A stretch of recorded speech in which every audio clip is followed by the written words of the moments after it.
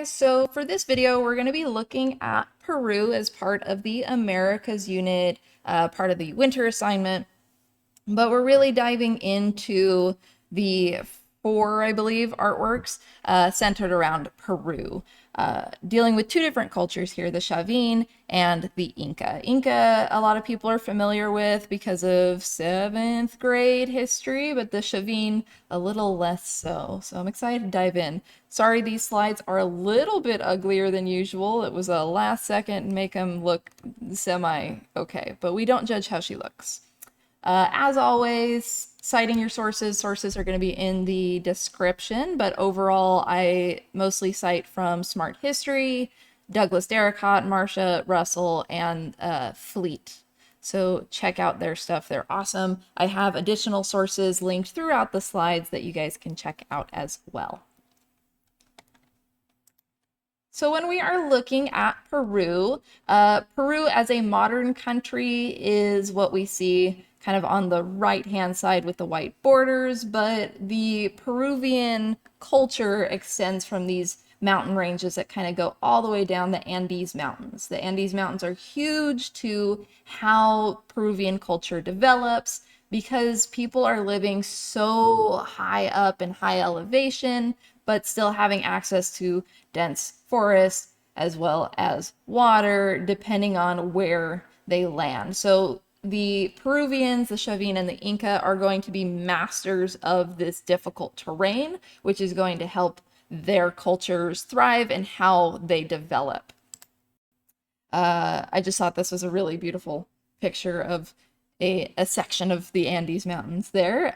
Some more looks at Peru, a lot of different climate. It is closer to the equator in the northern part, so a little bit toastier. And then as just an overview, there are additional cultures in this area as well. Again, we're focused on the Chavin and the Inca, but there are the Norte-Chico civilization, which is one of the oldest civilizations in Americas and considered one of the 6 cradles of civilization in the world. The cradles of civilization, kind of like those first ones that popped up all over the world. With the diverse culture here, we're going to see a lot of different types of art. Pottery, textile, metalwork, and ceramics tend to be some of the most popular, though. And then we're lumping people in, again, as just quote-unquote Peru, but this is very diverse region, very culturally different. There's subgroups within subgroups, and a lot of Andes region people that are still trying to maintain the culture of the past and continuing like language and clothing and food and traditions and doing a good job trying to uphold the ancestral past of the region. So starting with the Chavin, we have one artwork from the Chavin. The Chavin are located here on the left side of the map, and they kind of influenced a larger region. That's why we're seeing this kind of dark red versus light red. So the Chavin had this area of the Andes Mountains, but would continue to stretch out, including the little Nazca area there. So Nazca lines, if you're familiar. And then the Inca are going to dominate even larger later on. Our artwork that we have for the Chavin are the Chavin de Huantar. This is in the northern highlands of Peru. Culture is Chavin. We're looking about 900 to 200 BCE. So if you want to relate it to Europe, that's around the same time as Greece. So they're an older civilization and set a lot of precedent for the region, like Greece does to Europe, the Chavin do to Peru.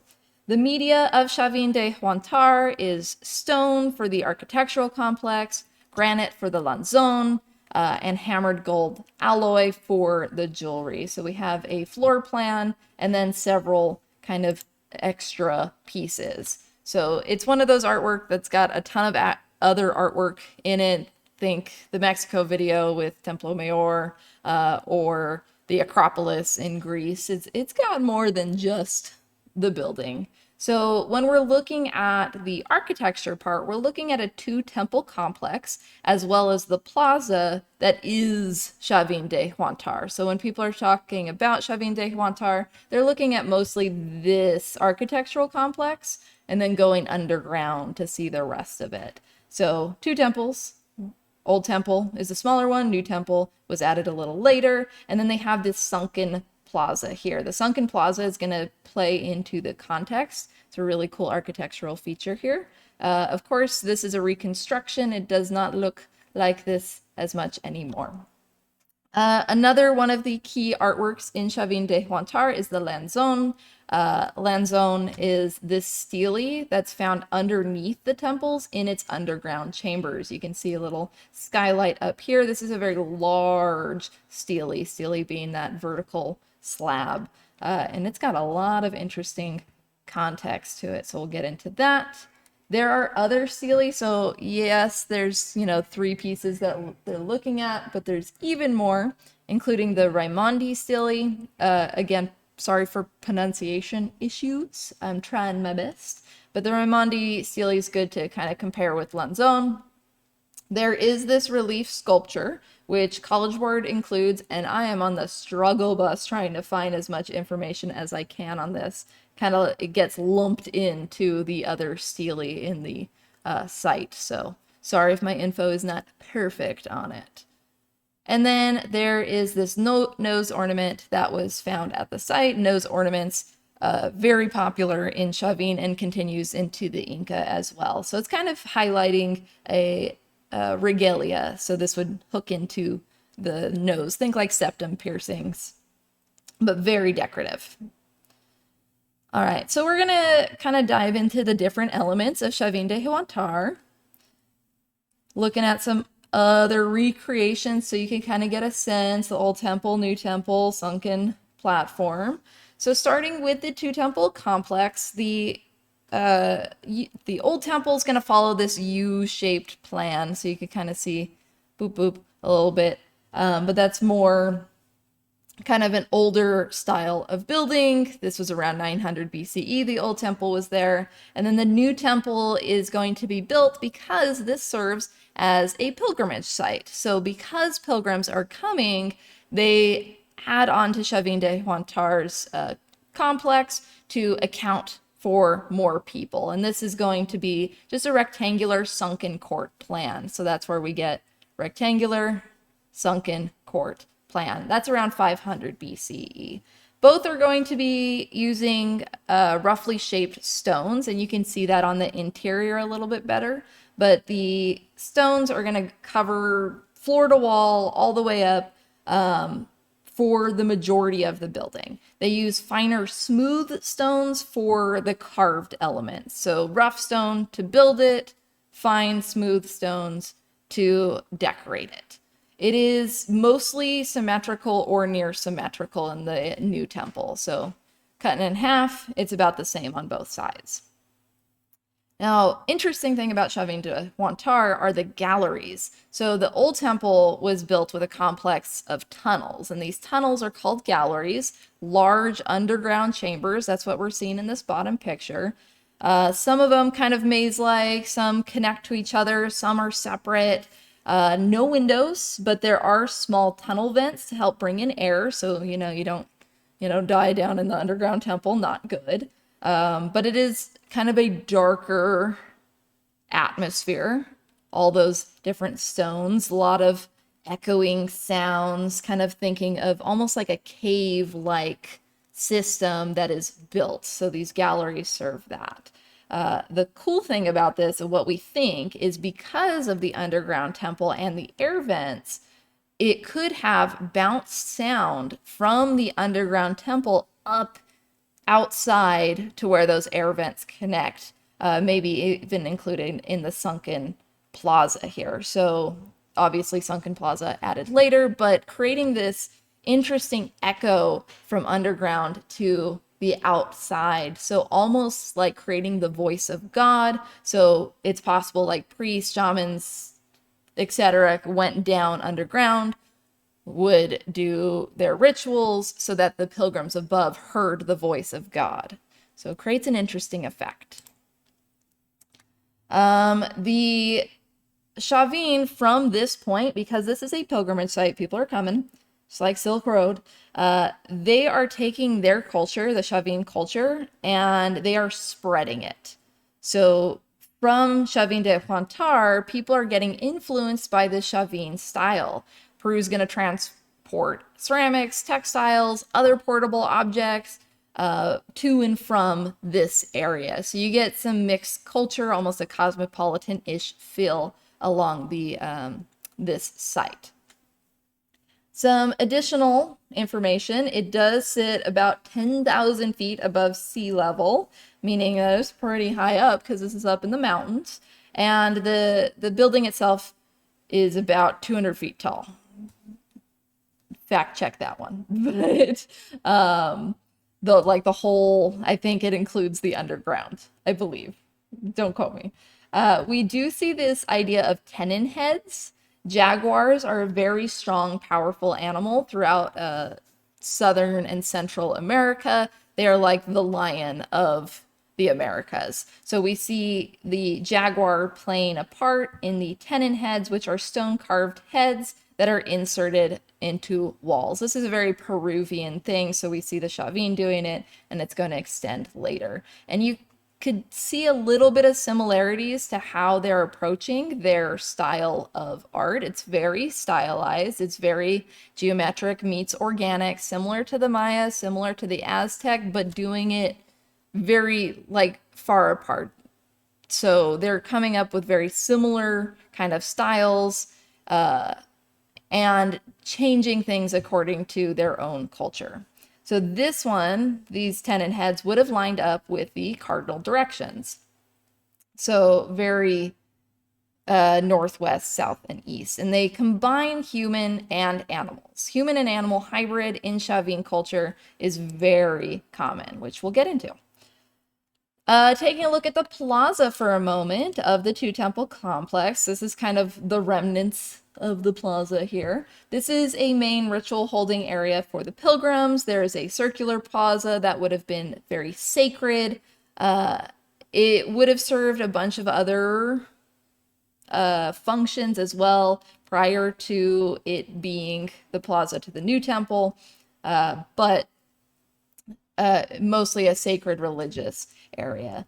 Plaza is perfectly circular. It's about 20 meters, so 66 feet in diameter. The floor has yellow dynamite, which is where you're seeing that kind of yellowish stone there. It runs along east-west axis with a center line of black limestone.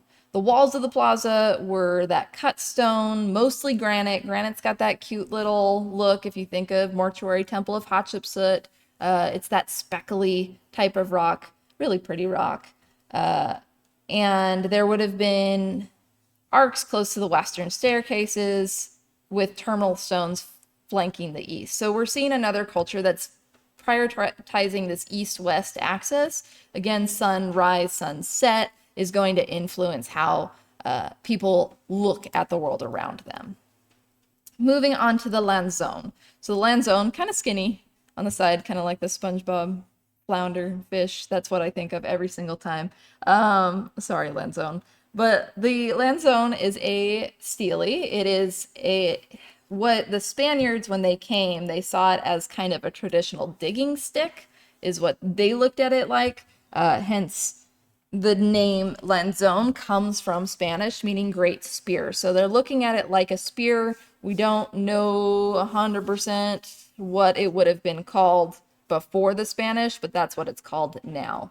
It is about 15 feet tall, so that's pretty tall, and it is all low relief sculpture. We're seeing again a very geometric meets organic style of art. It is underground. And it creates a sense of a supernatural being. So this is probably the god who the temple was dedicated to. And this god was most likely a harvest god, so tied into planting, harvest, hence this digging stick kind of look. agriculture, as we know, is one of the most important things for a community and culture to survive. So harvest gods tend to be on the top of those lists. When we are looking at Lanzone's relief, you can kind of see right there, we have this concept called contour rivalry. And that's one of the big takeaways with Lanzone is the idea of when you look at it, there are two images at the same time. So if you think of this bottom image, is it a duck? Is it a bunny? You see both. The Lanzone functions the same way. So they're purposely creating this kind of deliberately confusing imagery. And the idea of making something confusing is to make you think about it and to not like accept one truth. People love finding just a single truth, but that's usually not the case. And I love Lanzone kind of challenges our belief system there. So it makes believers who can see this kind of think about it, and it creates a barrier between like believers and non-believers. A believer is going to look at it, they're going to see the whole, and people outside of the religion are not going to see it as the God and the mix of all the different visuals.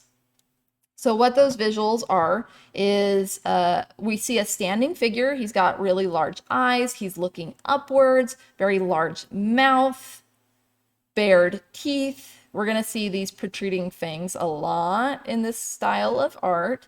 And the figures, we'll get into a different picture. Left hand is going to be pointing down. Right hand is facing upwards. The idea here is that it's encompassing the heavens and the earth. So connecting heaven and earth. And I like that it's doing the hand down and up. So cross-cultural connection, you could tie it to the mudra in Hinduism and Buddhism that kind of do a similar thing, making people think and interpret through the use of hands. Lanzone is the smiling god, so that's what we kind of attribute him to, with a human body and a feline head, clawed hands, and feet. So we see, again, that mix of human and animal features. You take the strong parts of all, you put them together like the Lamassu back in Mesopotamia and Syria. So we have, again, not a ton of context for Scherzies, but it could have been like an oracle. We only know Smiling God as a cute name for it. There's a lot of research that's gone into it, but without the full written record, we won't know. Another cool thing, I love Lanzone, about Lanzone is that the opening above allows for rainwater or liquid offerings to be poured from one of the higher up galleries down into the stele, so it kind of falls through the relief carving. Very beautiful moment. We love it. So here's a kind of layout of our smiling god here. And the more you look at it, the more kind of confusing it can get. There's that hand position there. So you see the eyes, you see the mouth. Here's some other pictures. And there's that opening above. There you go. So again, that human animal hybrid. So animalish nose, but also humanish nose, neck, but second mouth, waist, but claws and feet. There's a lot of like different imagery here. The snakes coming down, snakes, another important animal. It's got earrings. And we're going to see that contour rivalry even more in the Raimondi stele. So the Raimondi stele is known as the staff god, not to be confused with our staff god from the Pacific. This is a different staff god. He is, again, carved in low relief. Another granite slab. He's about 7 feet high. The granite here is very polished, so that's why you see that beautiful, like, speckled look to it. It's on purpose to elevate the granite. It is not found in situ, so in situ meaning like the original spot, original site. So the stele's now in the courtyard, so it's no longer where it was originally found. What we see here is a standing man with downturned, snarling mouth, serpent headdress. He has two staffs, hence staff god. And those staffs have feline heads and jaguar mouths. So we see human, feline, reptilian, avian, so birds, and all of those are different apex predators that live out in the jungles by the mountain ranges. So again, powerful animals show up in art. These animals shift depending on what culture we're looking at. The contour rivalry here comes with the Raimondi stele looking at it right side up and upside down. So on one hand, it is the staff god holding staff that also double as Huacama, or the San Pedro cactus, which is a hallucinogenic.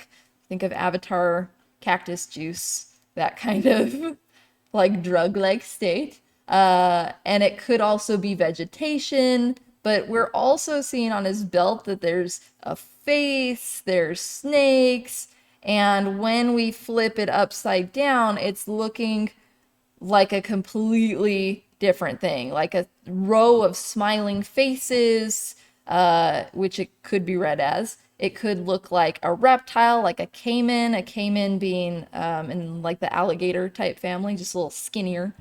But more human one way, more animal the other. Creates that sense of like awe and wonder and thinking. There's a little tiny face right there. So I like the Raimondi stele just to kind of point out that contour rivalry a little bit better. So the relief sculpture here, like I said, I don't have a ton of info. It was found near the ruins of a stairway.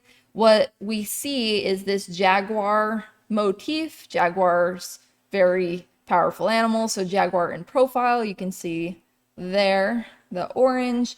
But we also see human, mammal, reptile, and bird parts kind of all littered throughout the stele. So you see the bird talons, you see the snakes. If you look sideways, that's another face. More reptilian the longer it gets. So you could kind of see more of that reptile look there. This is a composite image. So composite image we haven't talked about in a while, but it's when you composite, you put things together all in the same image. So the running horned woman is a composite image. When we get into constructivism, they like to use composite images. It's kind of like collage meets tessellation, but it's its own thing. So they're putting images together. And again, we're seeing contour rivalry. It could be one jaguar head or it could be one larger jaguar head. It could be read multiple ways. So that's the relief sculpture. They did other relief carvings throughout Chavin de Huantar, including not only on stone, but also shell. So I just wanted to point those out. Lastly, the nose ornament here. This is a gold alloy with two serpents flanking either side. They are also looking up, just like the Lanzone, so looking towards the heavens. The snake motif is tied to power. Snakes bite, they can kill. They're very powerful animals, and they are more like tricky and slithery and smart. It tends to be how the snake is seen. So snakes are often connected to deities in the mythology of the Chavin, the Inca, etc. The nose ornament part itself, very circular. That represents the body of the snake. And then we have these swirling curvilinear lines throughout, creating a nice symmetrically balanced design. There is some elements of asymmetry because of these extra rings. Could have been on the other side, but they are lost. Nose ornaments, typically very commonly used in Indigenous Americas. It pinches or passes through the septum, depending on how it is made. But the idea is to show off wealth, power, and religion. So the gold, even as an alloy, is still showing off some wealth. It is expensive. It is a symbol of status. So the elite would have worn these to show that wealth and power, but also connecting to the Chavin religion. And here we see an example of the Chavin metallurgy, their ability to work with metal in art. And this is going to spread both northwards, southwards, outwards. So they're combining their wealth and religion to create works of art that kind of all wrap it up in some beautiful technique. This piece was formed by hammering out and cutting the gold, but there are other techniques that are going to be used kind of at the same time and later on that we'll take a look at with the Inca. So there's some other nose ornaments. They get very decorative, some more simple. So you can see their metallurgy skills. Here's non-nose ornament stuff, but just kind of showing off that Chavin style, that contour rivalry. You can really feel a sense of how they approach their art when you see a bunch of examples together. Contextually, just to kind of add a little bit more before we move on, again, this is a pilgrimage site, so it is going to influence and spread the Chavin culture outwards. So that's just something I want to make sure you guys know. And then to talk about the religion a little bit, I'm going to kind of pop around here. Location-wise is a great location for pilgrims because we are connecting a couple major rivers. It's located in a valley surrounded by mountains. This is a good area for agriculture, focused on maize and potatoes. They were trading with camelid herders. Camelids, like the camelid sacrum from way back when. It's the llama family. So we're going to see llamas, alpacas, etc. So think Minecraft, kind of trading that way. There were sacrificial relics, not like human sacrifice, any of that kind of stuff, but a lot of bowls and offerings used in rituals. There were prophecy type religions, so Lanzone was probably used, like we said, as an oracle, and there was that water manipulation. So kind of just restating things. Chavin, my brain died. You watched that happen? Isn't it fun? They saw things, sorry. We see the buildings today as black and white due to the granite, but that's kind of gone. A lot of that coloration due to looting, so the area has been kind of torn up. There were other relics found at the site, including like engraved stones in the shape of head, the conch shells, and we don't know what happened to the Chavin. So there was damage caused to the site beyond just the looting. There was possibly an earthquake around 550 BCE, and then there was this ongoing belief that the gods were no longer in support of the Chavin, so the Chavin lost their importance, so people kind of left the region. And then you can check out that video if you are interested. There are additional theories if you would like to kind of dive into Chavin de Huantar a little bit more, if you find this fascinating, talking about how and why it's a sacred complex. So if you're interested in the hallucinogenic side of it, tying in to the hallucinogens, and then just how its power has spread. So you can check those. All right, so next we have the Inca. So there's a couple different spellings there, same empire. The Inca are like the big empire of Peru. They start off pretty small-ish in about 1230 following the Chavin kind of downfall. There's a bunch of like different cultures within this region. It's anytime you have mountain cultures, there's going to be a lot of different like language variations, customs, regalia, etc. But the Inca kind of spread their influence all throughout the west coast here, spreading all the way into 1525, these outer regions here. So big giant empire that unfortunately falls when the Spanish come again, like they did with the Aztecs. We're looking at colonialism. Pizarro is the one that kind of leads the charge here, and eventual takedown of the Inca Empire because colonialism, yay, Europe thinking they're better than the rest of the world. Big shock. What's fun with the Incas, we have actually a lot of art pieces that really flesh out the major like ideas of Incan customs and culture. And something that ties into our first artwork is Cusco. So, love Emperor's New Groove, not historically accurate, not like a perfect portrayal of Incan culture and customs, but it is fun that they use a lot of the Incan motifs, and his name is Cusco, which you're like, okay, that's nice, I know, but our first artwork is Cusco.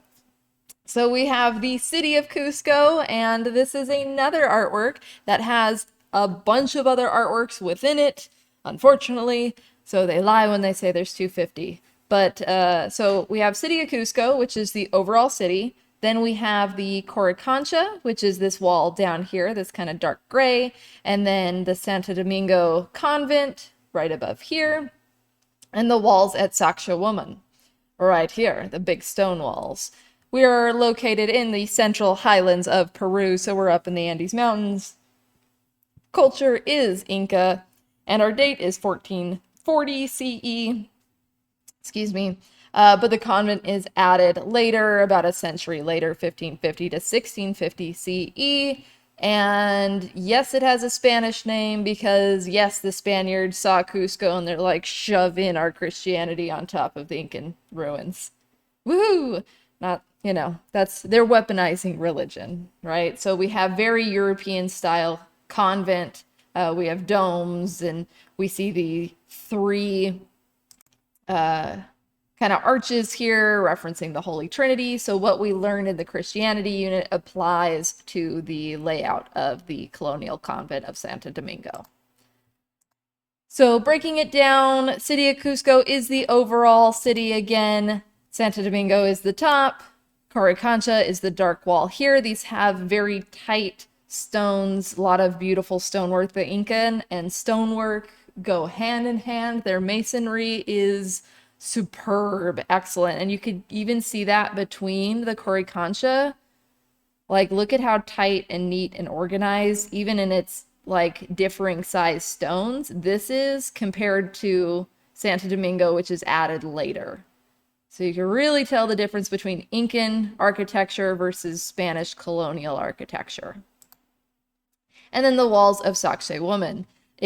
My pronunciations are always bleh, but I've been told that it sounds like sexy woman. So fun little way to remember the walls at Sacsayhuaman. These ones are giant stones, very big, bigger than people. So they're easy to identify when you see these really big stones. So we're going to go form, function, content, context, kind of breaking down all of the pieces. And we'll hit upon the different aspects as we go. Number one, form. When we're looking at the entirety of the city of Cusco, the layout, the kind of floor plan, is said to have look like a puma.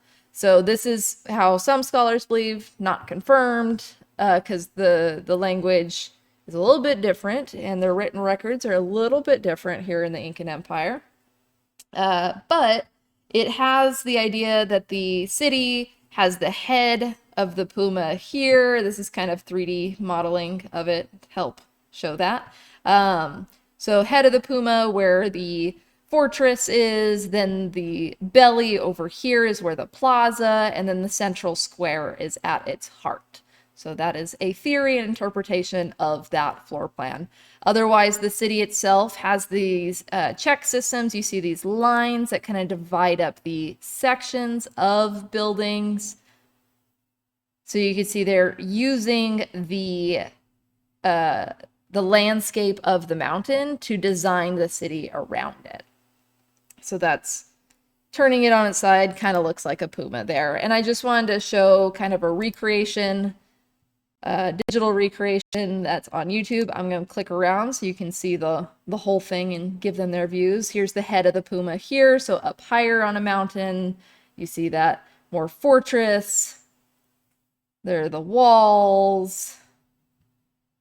Boop, boop, boop. And Cusco's actually, like, the historical Cusco was not totally demolished and ruined. It stayed pretty well intact. So here's the walls of Sacsayhuaman. So you have these angular walls here, raising high up. the fortress area. We're not entirely sure the function of this region, but there is that. These nice red roofs would have been there. Sorry, but as I was saying, with, I don't even remember what I was saying. That's always good. So we're gonna move on down into the city here. So here's the main area of the city. It does have sections where the houses are tighter together and then a little bit looser apart here, and then we get to the other end, and the other end is where the Coricancha is, down here. So that is the overall layout of Cusco. All right. And it's going to do the little restarty thing that Google Slides likes to do. There we go. Yes, good. There we go. All right, so when we're looking at the overall form of Cusco, this is about 11,200 feet elevated, so up in the mountains. They're using that mountain range, the landscape, and they're building into it and on it. They are not Romans. They're not flattening the area and demolishing the land. They are working with the land. And you can see that really in how they're doing their terracing. We'll talk more about terraces with Machu Picchu, but the Inca and terraces, like Inca and stonework, go hand in hand. They do these beautiful step terraces, both for organizing their city as well as their farming. So it really maximizes the use of a very difficult terrain. So the agricultural engineering that goes into this, crazy impressive. There was those red roofs that you saw in the recreation, kind of lost to time. That's what I was talking about. The Spanish didn't destroy it. There is a modern city of Cusco as well. That's where I was going. Yay, ADHD. The buildings are very tight together. Again, maximizing that space. It is overall built on a flat valley part of the mountain range, but then it's surrounded by the more mountainy mountain range, right? So they're using any flat area they can to do their big buildings. There are multiple rivers in this region, and this is the central hub of the Incan Empire. So it's kind of using the, again, geography to centralize this location as that heart, as the central point of the Inca. Very fertile land, very easy to grow crops when they are doing their water systems and their terracing. Very organized. Not only is the scholar idea of the Puma floor plan there, but the check system, which we'll talk about in a little bit, also shows that clear organization, meaning that the society is stable and strong in order to create a city that is organized really well. The stone construction is the big takeaway with Incan architecture, especially with Cusco. Their ability to craft these buildings, these walls, out of such perfectly precise stonework is insane. And they're doing this all without mortar. So if we look here, walls of Sacsayhuaman, you could see how there's no like gaps, like pretend you're drawing a brick wall, right? You would have those little gap lines and stuff. There's no gaps because there's no mortar. Mortar is that cement, that binding, the mud, whatever it is that goes between stone or bricks to help glue it together. It's like the glue for bricks. They're doing this without mortar. So the rocks are all perfectly cut and placed exactly to fit. Like, beautiful Tetris moment, right? And they're doing this because it's a mountain range on a fault line, meaning that this area gets tons of earthquakes, more so than other parts of the world. And I know it's hard to imagine because we're not a huge earthquake area here, but if you like go to the Bay Area or anywhere else that's got the bigger earthquakes, when you are building architecture to work in an earthquake without toppling, you actually want your building to sway. You want it to move, which sounds counterintuitive, but if you have a super rigid building all glued together super, super tight, and the earth underneath is moving, there's no give. The building needs to take that energy and put it somewhere. So if it's glued together, that glue is breaking apart because it wants to move. So instead, the Incans, no earthquakes, they know how to build. They're doing no mortar. They're going to angle all of their buildings so it's like a trapezoidy shape. You could kind of see that lean on the wall there, so that when an earthquake happens, there's no glue. The rocks just move with the earth. It's kind of like Taoism, Wu Wei, go with the flow, and the buildings will sway with the earth, and then the earthquake stops, and the buildings are still there. Hard to conceptualize, but science. Motion likes to stay in motion, right? So that's the idea there. And then this whole city is a very urban layout. So it's very city core, right? Super city-ish. And part of how they organize the full city is in 4 quarters. So I'm going to go forward and then I'm going to go back. So the city of Cusco, you can see that Puma form there in Peru, this sign is, and it splits the 4 sections of the Incan Empire. This is an empire. This is just the central hub of the empire, Cusco, right? So they're following the quadrants that split the empire, as well as following east-west axis because of sunrise, sunset. Sun is going to be very important to the theology of the Inca. Their sun god is super important. We'll get to him. So we have the 4 quadrants, and then within the 4 quadrants, we have one side denoted to the Hanan and one side denoted to the Huron. Pronunciation, sorry. Hanan are the upper class citizens. Huron are the lower class citizens. So upper class, Hanan, Huron, lower class. So this, by separating out the upper and lower class architecturally, is representing the Incan society as a whole. It's split in 4 to represent the empire. It's split by social class to represent the politics. And the reason for this is that Cusco is seen as the axis mundi, the center of existence. So this is the heart of the empire, so it must reflect the empire. And in doing this, it must be organized perfectly to show the Incan rulers' power and their ability to have jurisdiction over an entire mountain range. This is a huge stretched out area of land that they are really consolidating here in Cusco. And the city does function a little bit differently than what we might think of as like a typical city. So the city does have people living there. It does have places to worship and all the other things that cities have, but it is more of a gathering point for the whole empire. So it is secular, it is religious, meaning secular, non-religious activities happen. So government, politics, entertainment stuff, all of that happens, as well as the religious function of having shrines denoted to the gods. This land is going to be led by, we have the emperor and then other nobility underneath. The rulers of the empire and their nobles will reside here. So this is where the nobles, they live. They're going to be in that Hanan upper class area.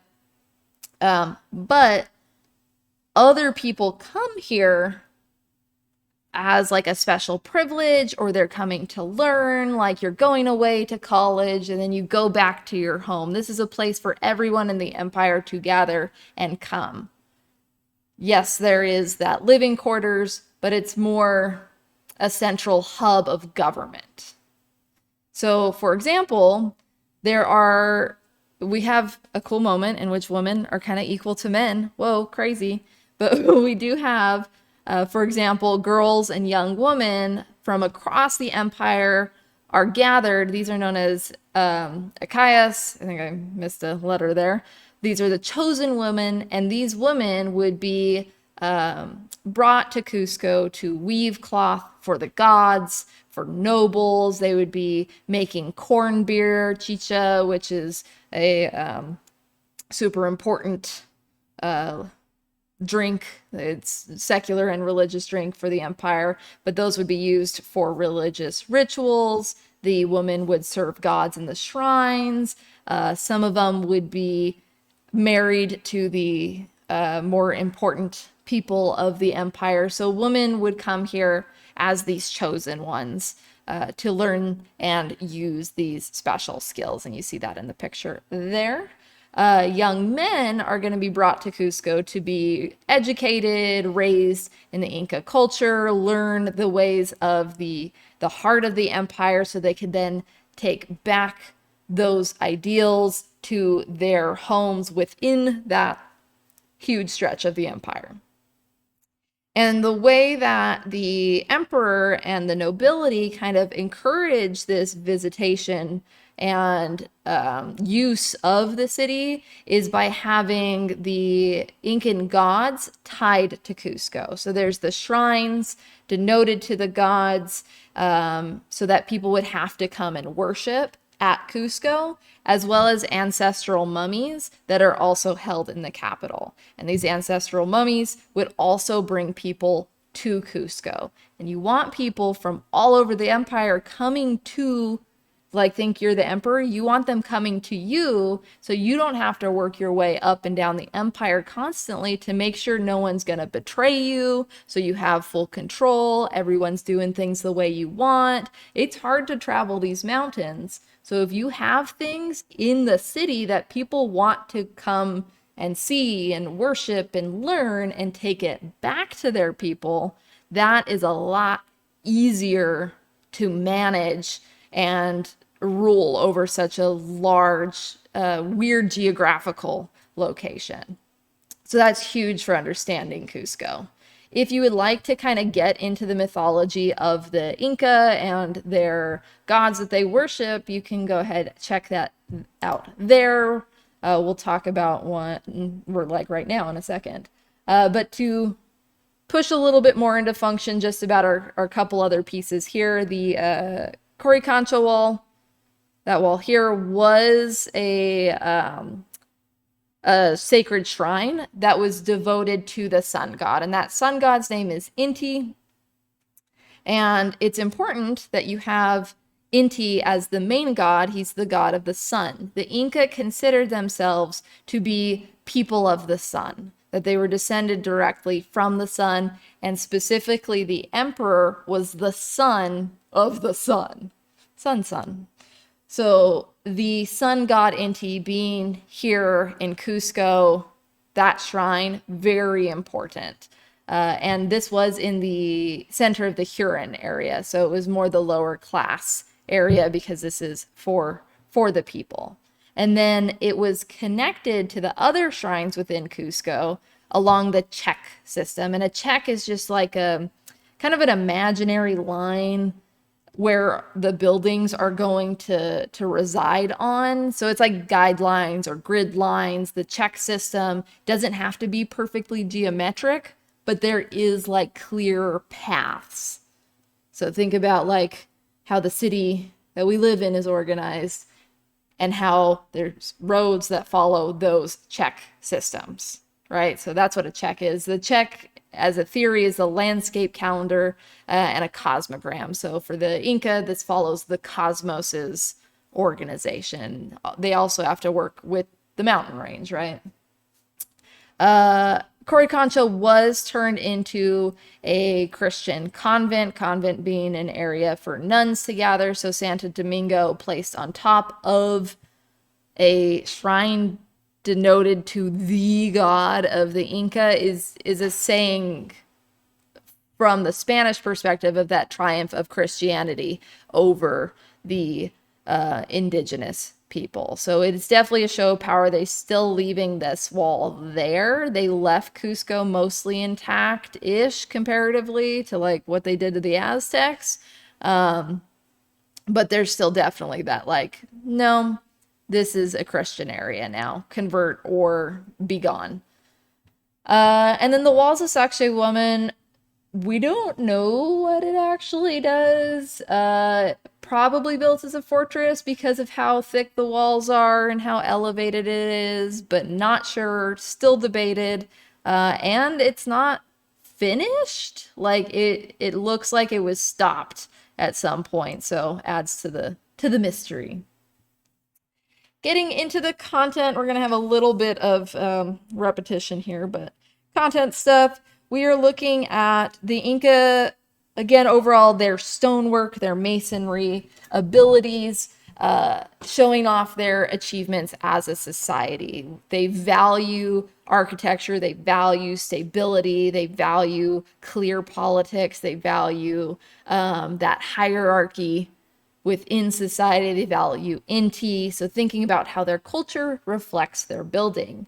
There is really impressive stonework, especially throughout. I don't have an example of this, but there's like this 12-sided stone in Hatun Rumiyak.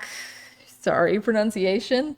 But it's like slotted in so perfect. Like, oh my gosh. And they're just like chipping away at the stone to make sure every stone fits perfect. Crazy. Once again, the noble houses are separated, so the Hanan and the Huron, and the urban nature of this is showing off the political power of the emperor to organize society. The masonry techniques are another show of their power, not only that they can modify stones and fit it perfectly, but that the stones have that wiggle room for earthquakes, so the buildings do not fall even to land itself. So overall, kind of representing a lot of the Peruvian cultures before the Inca build off of it, and they reach it to its height until the Spaniards come. There's also some interpretation of these stones being like the Incan people. So this is a metaphor that some scholars love, some scholars don't like, so I'm putting it here as its own thing. The idea that the Inca are fitting their stones so perfectly together without mortar, just like how Incan society, every person has to fit perfectly together within society and be a part of a whole. So kind of a representation of that organization of the Inca. If you're asked a question on it, they're going to say earthquake. That's why they built it that way. But just know that there's that other theory of they're building these perfect stone walls to represent Incan society. And there's that 12-sided stone. More content, Coricancha. I talked about the check system again, so reminder, lines which connect to the other shrines. It does start as a smaller shrine. It gets renovated by Emperor Pachacuti Inca Yupanqui, who is a divine king, son of the sun. So he's going to add to the Inti shrine because as emperor, he is of Inti himself.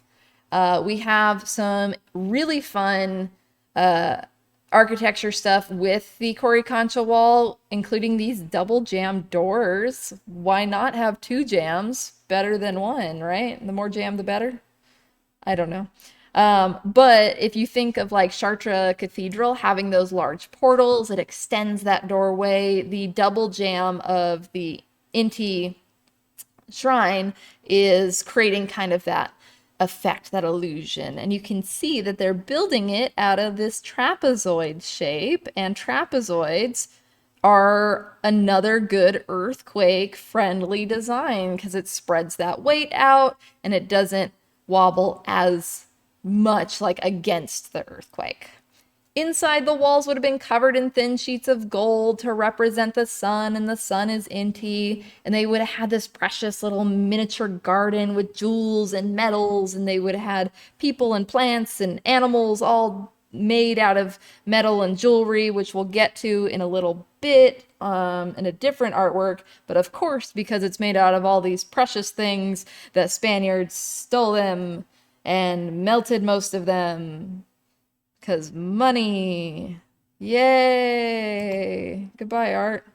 So here's a look at that Coricancha wall into Santo Domingo. There and there. For Sakshay Woman. So again, probably a fortress, not sure, but it was left uncompleted, maybe because of the colonization that was happening, kind of kicked off the end of the empire, Inca falling, oh no, we don't have time to build the wall. But when it was being built, the Inca have this really cool system called mita, which is a labor tax. Instead of taxing people money, because there's no like physical money system, this is a trade system in the Inca, they would tax any able-bodied people to do the work. It's like, oh, you're part of the Inca Empire? Come on, you're gonna haul some rocks. And they're like, well, I guess I live here, so I guess I will. It's kind of like your cleaning duties in class. It's your mita. It's the labor tax. And then, so people would quarry the rocks and bring them to these walls and slot them perfectly together after chiseling. There's Sakshay Woman. There's another trapezoid. We love a good trapezoid. Contextually, a couple more points here. So, city was there before Inca. Inca changed it up to make it the heart of the empire. This is denoted to the sun god Inti, who is the patron saint of Cusco. The emperor, being the son of the sun, is known as the Sapa Inti. They have this special ceremony called the Inti Raymi, which is where they worship both Inti and the emperor. And then the Spanish ban it because that's what they do. But the Inca overall were known for this monumental architecture, their extensive road networks, their textiles, and really cool record-keeping system known as quipu, which is tying knots.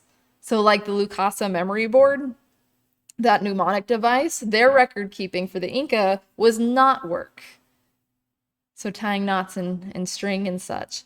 And then the agriculture accomplishment with the terraces, their strong political structure, and their lack of a money system. So all taxes were paid in labor and goods. So again, very clean way of running a mountain range-based empire. Crazy how successful it was. Additional context, men and women were seen as equal. In that same kind of vein of like Pacific Island thinking of like there's different established roles. So like women were weavers, they did the domestics, men did the farming and the combat and the herding, but they did have their own equality in that. So like women could own land, guys, crazy. And inherent, like they had inheritance.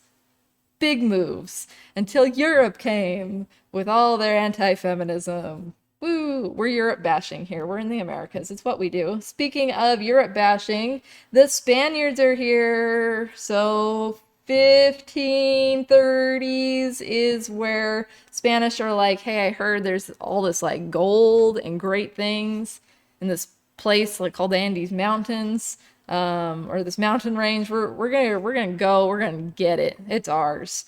And that's led by Francisco Pizarro, who ends up dying mid through his colonization in 1533. But he leads 168 Spanish soldiers along with his brother-in-arms. They're indigenous allies because the indigenous people aren't just one big homogenous group, right? They're people that are fighting within themselves because it's a whole other region. So they use that animosity against each other. So there's no winners for the indigenous.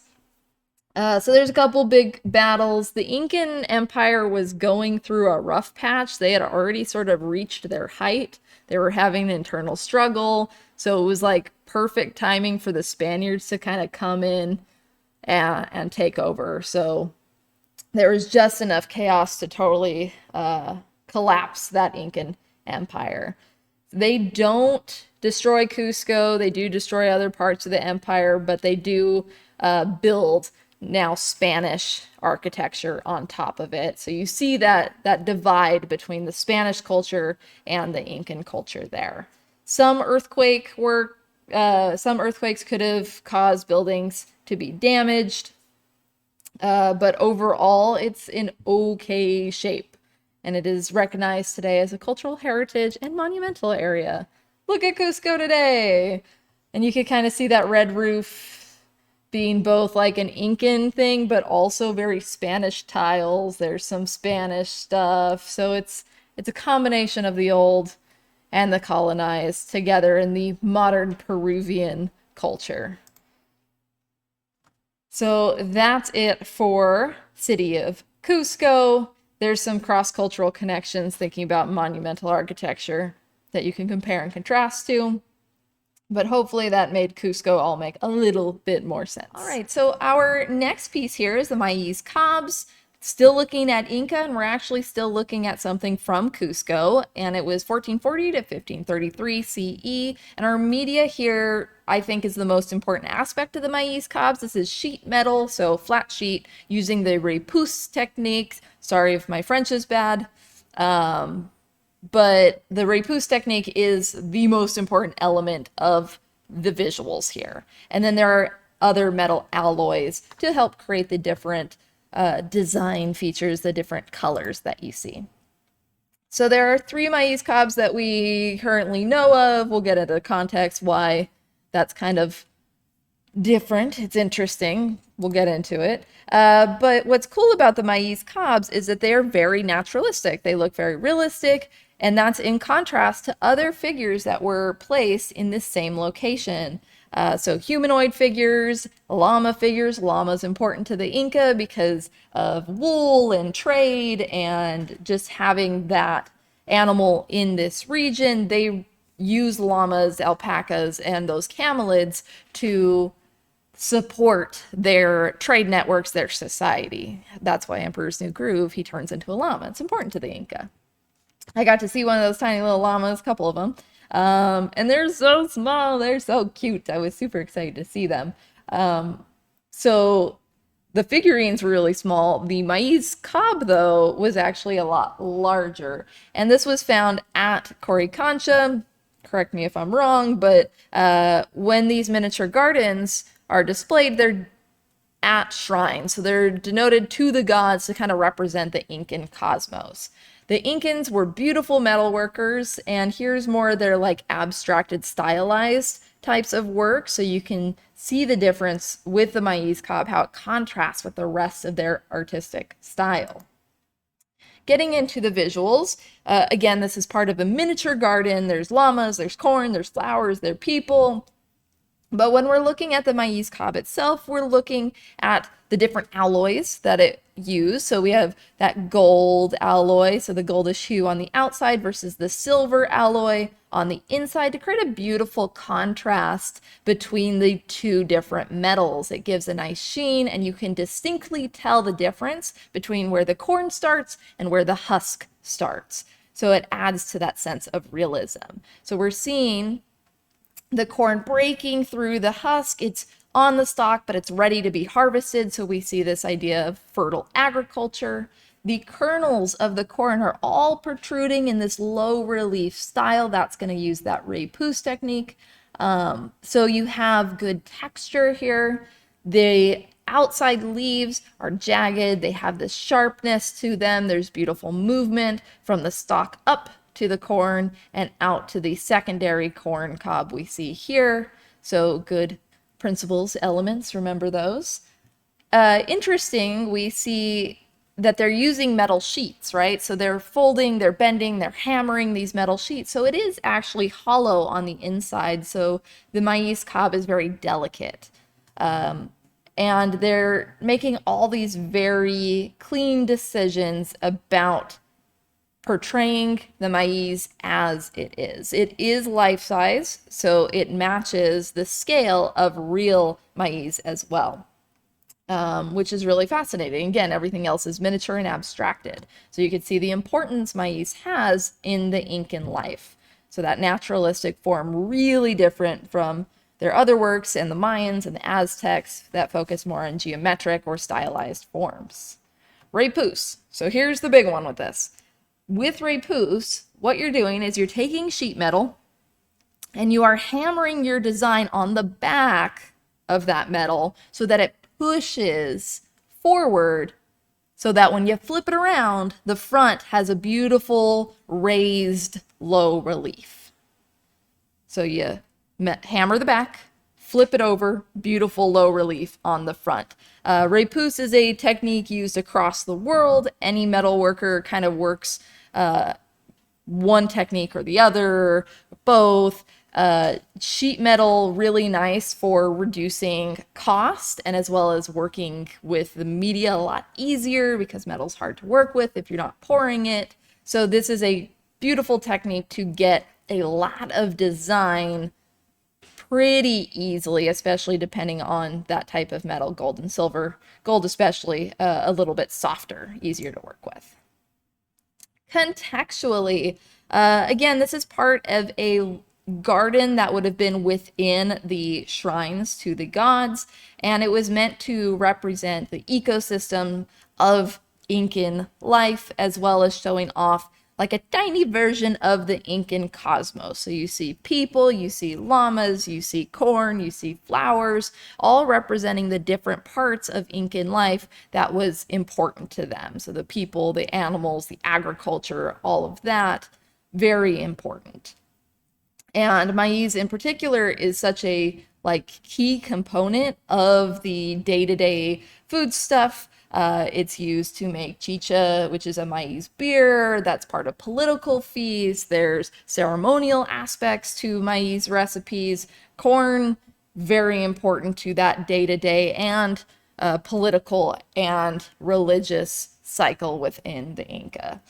And you can see from the use of naturalism here that they're showing that they have this power, this possession of the natural world. They have conquered the Andes Mountains. They have that represented in these small gardens, and they're showing that the emperor has that divine right to rule across all of the Andes. Remember, he's the son of the sun. So having that representation, you can see that the emperor has power over every aspect of Incan life. So nice way to show off Incan pride while also continuing to assert Incan power from the top down. Just again, a little bit reminder about the Incan Empire. The dates are always weird, 1200s, 1400s. You'll see different start dates depending on who you ask. But it ends about 1533 because Francisco Pizarro comes in. We talked about that, yada, yada. Different parts of the empire are extending different heights. So overall kind of average is 6,000 feet above sea level.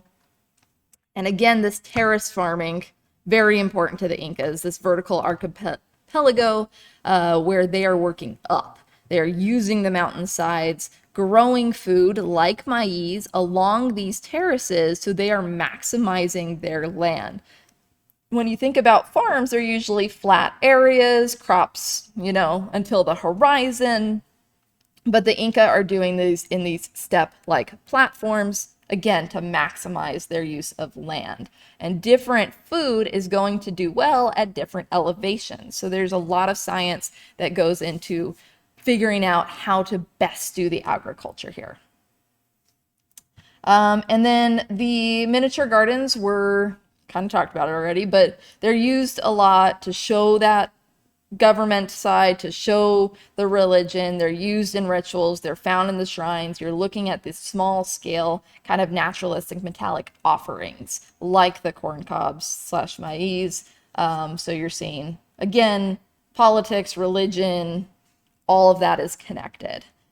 Unfortunately, a lot of what was at these miniature gardens were taken. I mentioned that a little before, but people like Francisco Pizarro and the Spaniards that he led, and the indigenous people that they used against, but mostly the Spaniards, are seeing, oh, little miniature garden of gold and silver and jewels and precious metals. We love it. We take it. We melt it down.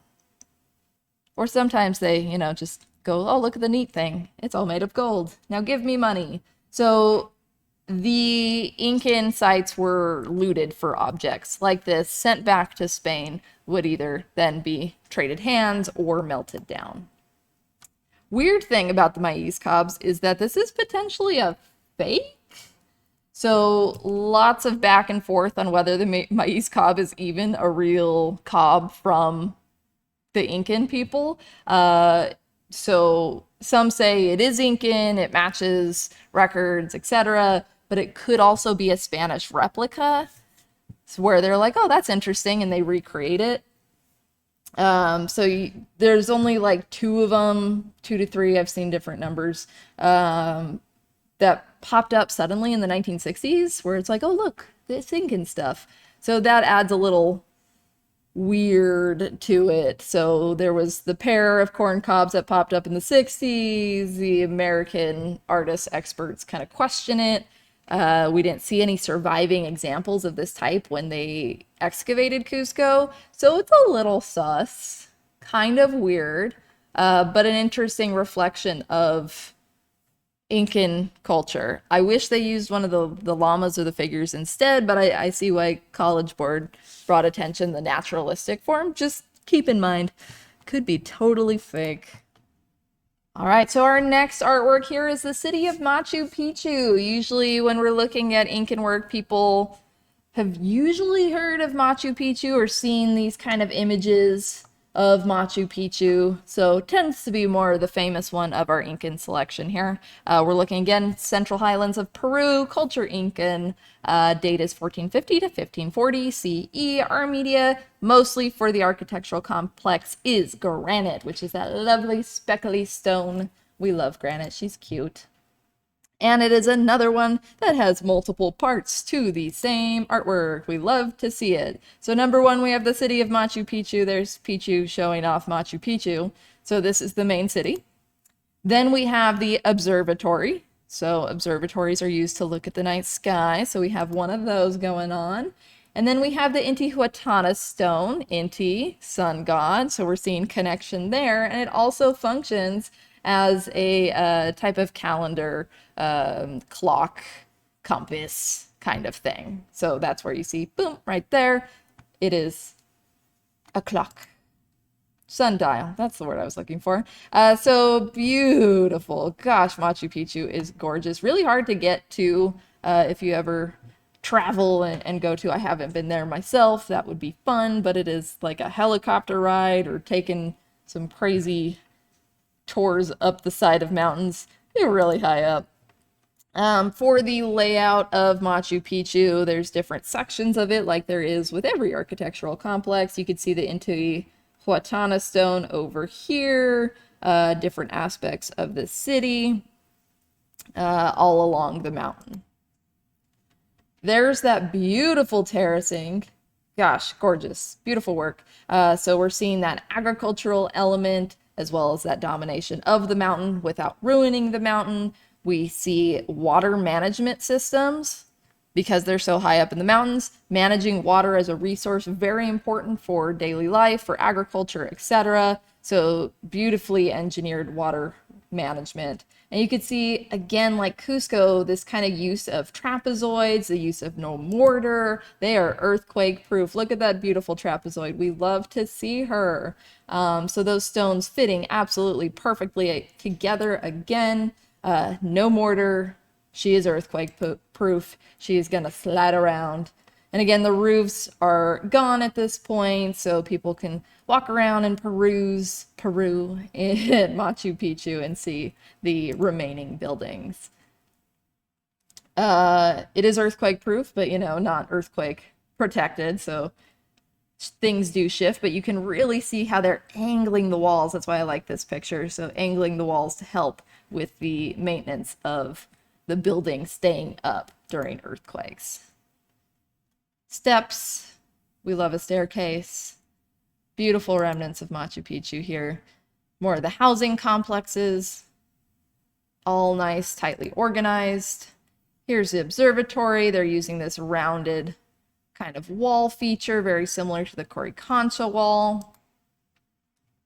Some interior shots here. Water fountain, again, water management system. Gorge, love the engineering. That observatory, that curved wall there. The Intihuatana stone, you can see how the shadow being cast from this vertical element, helping keep track of time.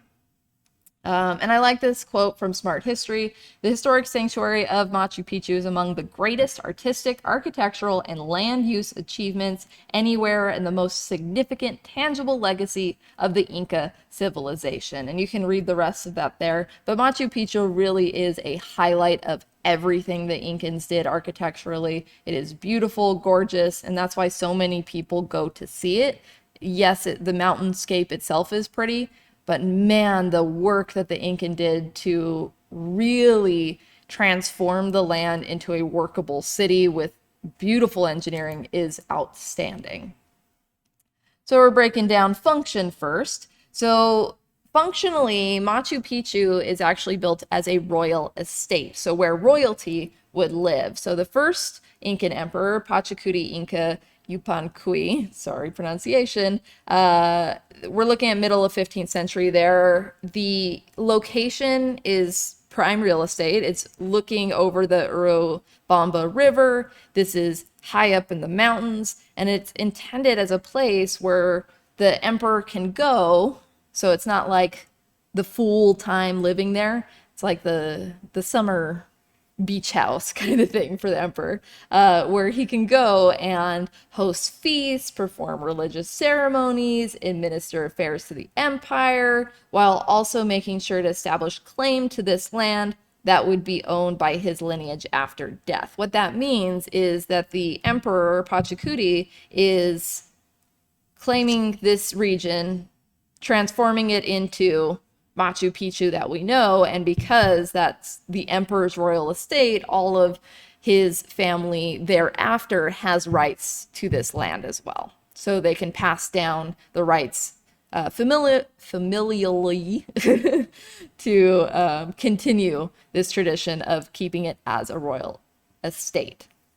They're additionally not just the emperor would go here and live here parts of the year, host things, but other staff and nobility would come as well. So there was housing for elites, the retainers, maintenance of the region. They get their own staff quarters. There's religious shrines here. There's fountains and terraces, as well as carved rock outcrops that are all super part of Incan architecture. So what we saw in Cusco was that more like capital city.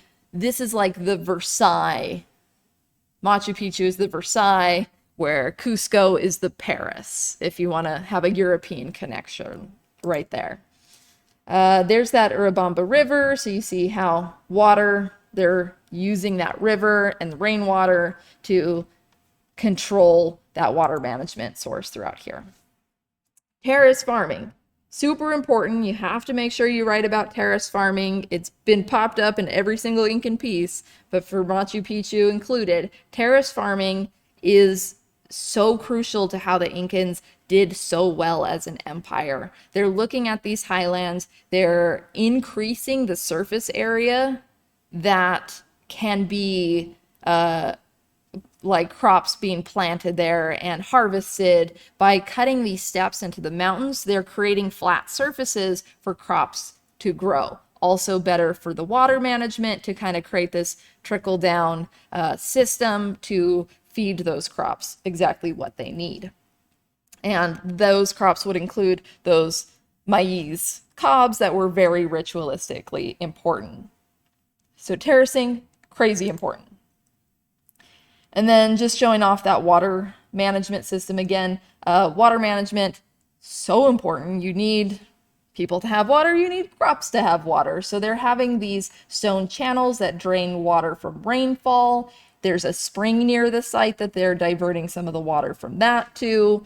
So they're maximizing their use of water. I also liked these two water mirrors here.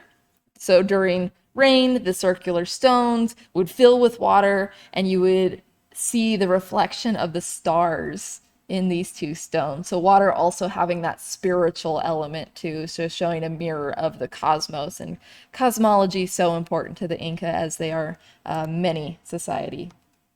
We're seeing that Incan stonework beautifully done again. The stones carved perfectly to fit right into each other. It is trapezoid shaped for earthquake proof. It is no mortar so that it reduces the chance of the stones falling. They are all perfectly Lego bricked together with no mortar. And again, no mortar. Way better for surviving earthquakes. You get wiggle room, it's great. If you're like, okay, you've been talking about the earthquake thing a lot, especially with Cusco, it's important for the architecture. It's why they did the things. And then there's that trapezoid again, right? Pointing out trapezoids. You see a trapezoid, it's probably Incan in this kind of stonework.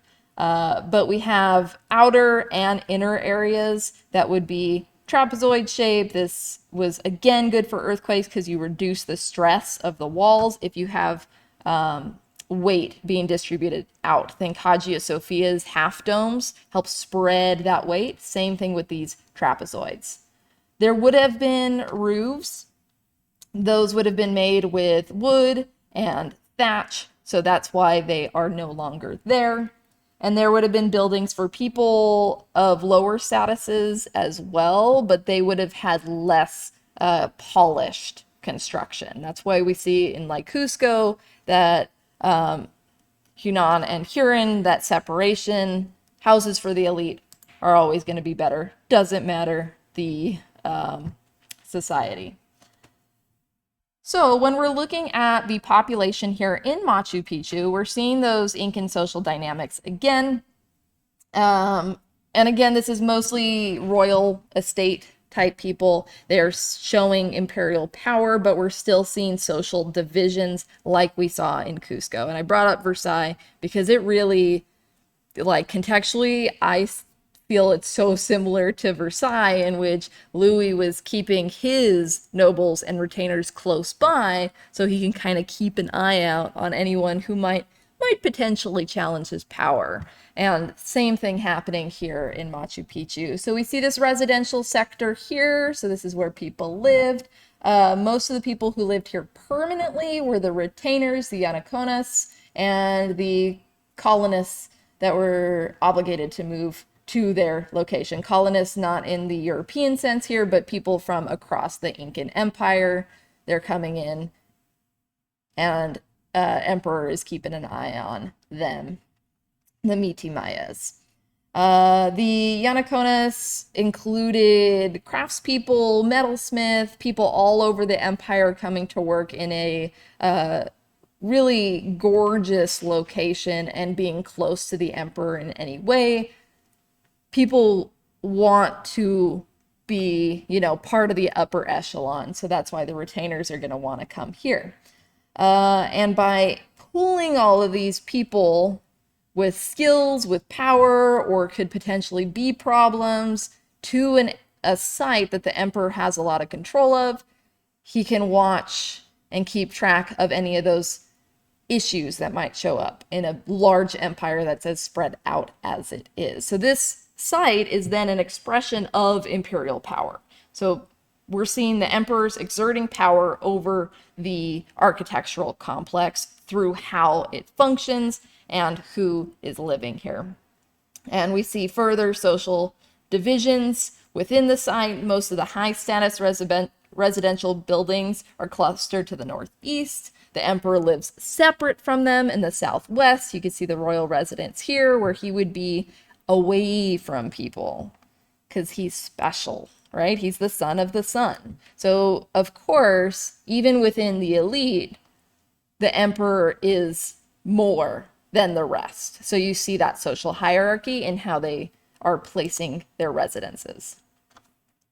Going into the observatory, we're looking here. You can see some remnant of thatch roof there, which is cool.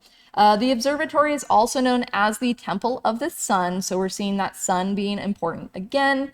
And it has two main parts that kind of set it aside from other buildings within Machu Picchu. One is this upper curved stone enclosure. It's got windows and niches within it. So this curvature here, and then the cave beneath the structure with masonry additions that hold more niches. So we saw that little interior shot earlier. That was that cave beneath. So there's above and below. Circular window is the dead giveaway if you're looking for, like, which one's the observatory? The circular wall. Sorry, not window. Right here.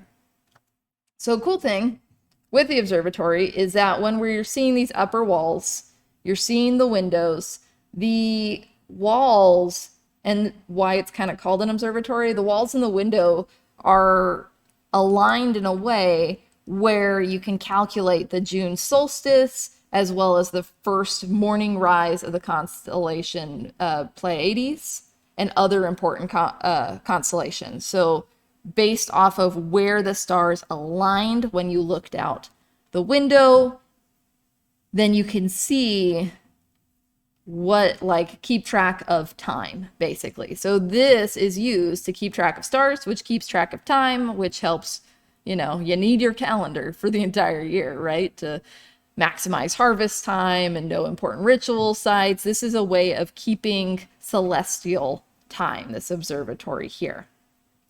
And just like Stonehenge used its stones to find the solstice, this is as well.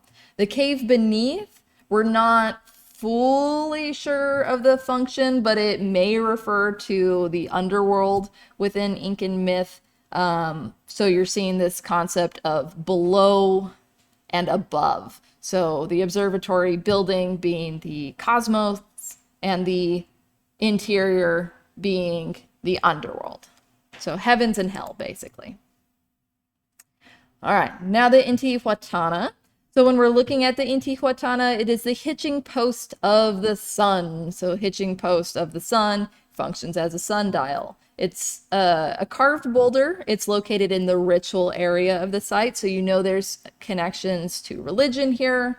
And carved boulders were part of Incan tradition.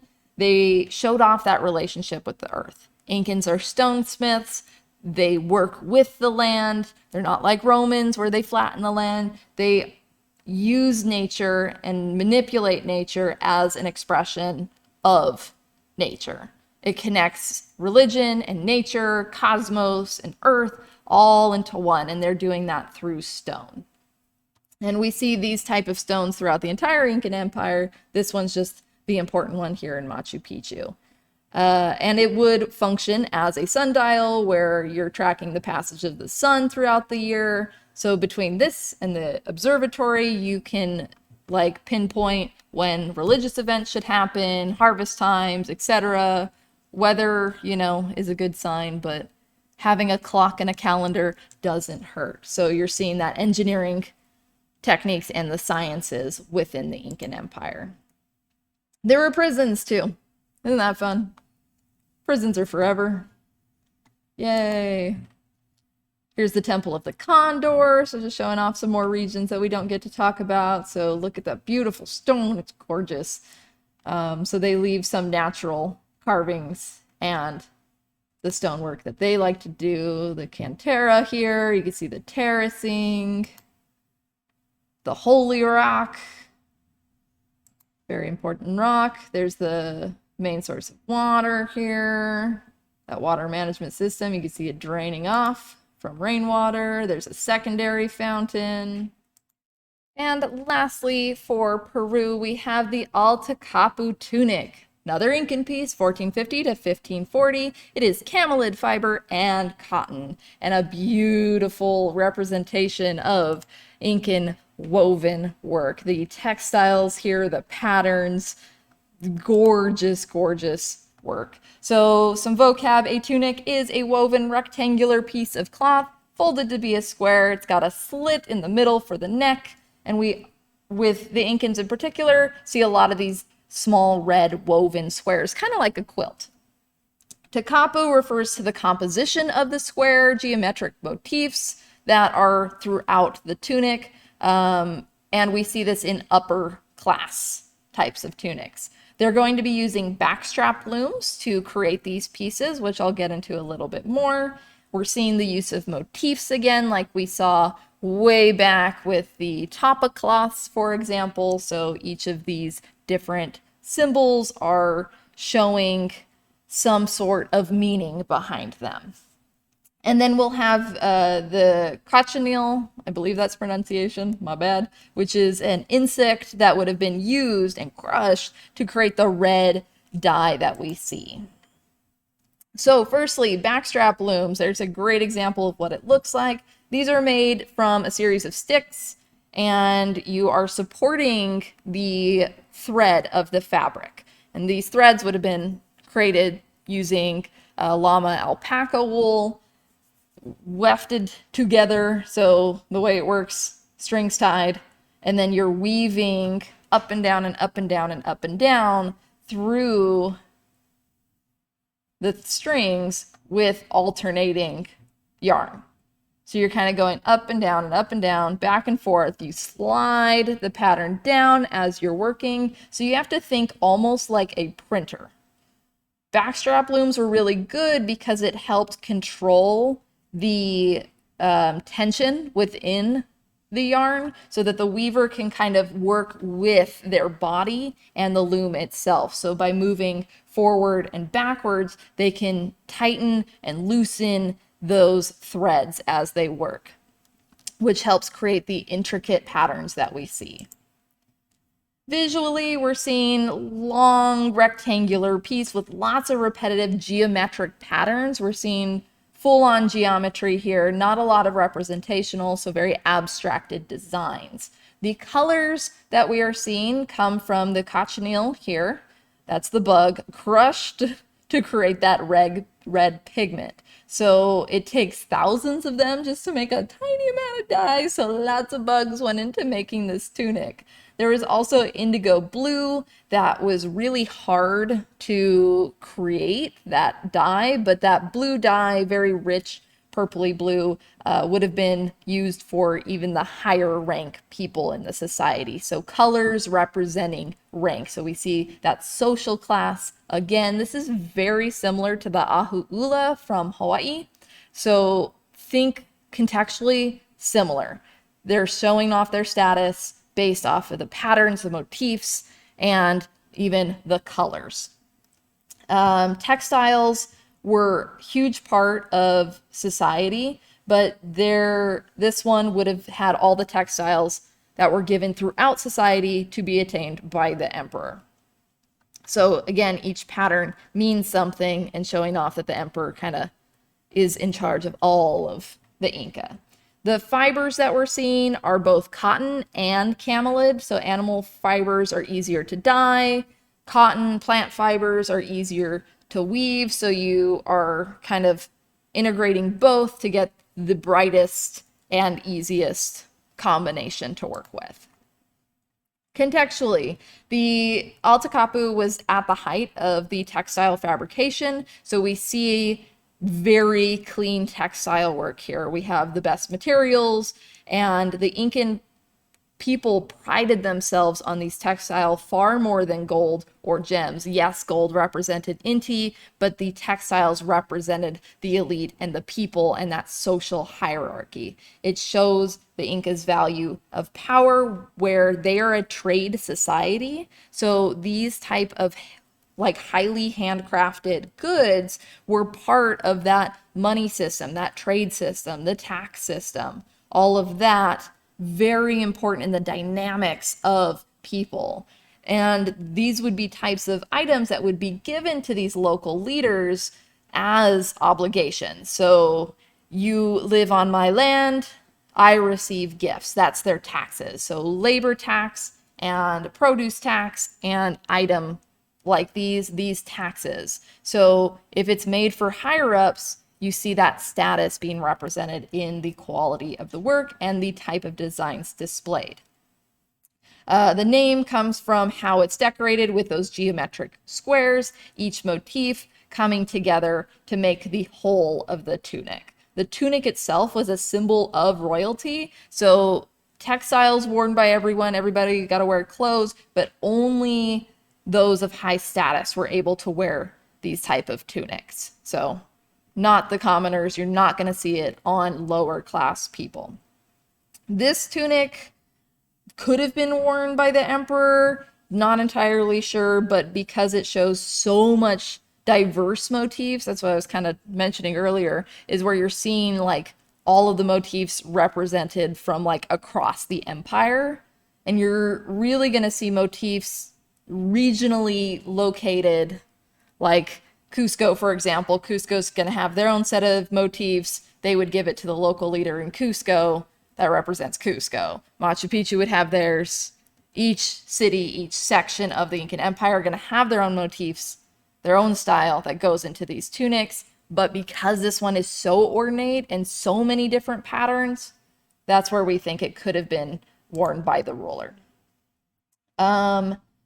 We mentioned these concepts before where we have textiles being produced by certain people. The finest of cloth was called kompi, and that was produced by the APAHs, which were the women who were collected across the empire, brought to areas like Cusco, and were chosen to weave the finest of cloths. And this would have been part of religious rituals. They would have had that chicha, that maize beer. They would have had feasts that all tie into the tunic creation, making, and giving. So tunics are part of that story as well. There was the sense that the cloth had a spirit, kamuk pronunciation, but just like how the Ahu'ula, the weavers, were like chanting mana into the spiritual cloak, the cape, same kind of idea here where the textiles take on a deeper spiritual meaning. Other textiles in general were used as maps. The knotting system of communication, they were given as royal gifts, and they were occasionally made and burned as a sacrifice to the sun god Inti. So it's so important that they're willing to sacrifice for the gods themselves. And again, that taxation system, they're taking in textiles as a form of payment. The cloths really come together and represent the idea of the Incan cosmos, these tiny strands being woven finely and organized in a beautiful way to create a larger idea of society, of the cosmos, of stars, of storytelling of the Incan people, each thread becoming part of a larger story, if we're talking metaphors. And then just going over some concepts again, here's some breakdown of some of those motifs so you can see how the hierarchy is based on these different designs. Every design has a specific meaning. This is a show of power and authority. The Sapa Inca, that monarch, the son of the sun, is going to have the finest thread, the best weavers, the brightest colors, and they are going to be given to him as part of that taxation. Luxury goods are hard to make, that's why they're luxury, and he's going to have the best of the best. No off-brands for the emperor. One of the patterns on the tunic also has black and white kind of checkerboard, which kind of saw a little bit earlier, and that pattern was tied to the Incan army, so it's showing the military strength of the Inca as well. And the collection of all the patterns represents that collection of the peoples and places within the empire. This is a statement of the total domination of the Andes Mountains from the emperor, his power represented all in these motifs. And you can see it especially compared to other tunics that use more similar designs, where Alta Capu has so much diversity. So again, power and authority through textile. That's it for Peru. Check out the other videos on the other regions of Americas.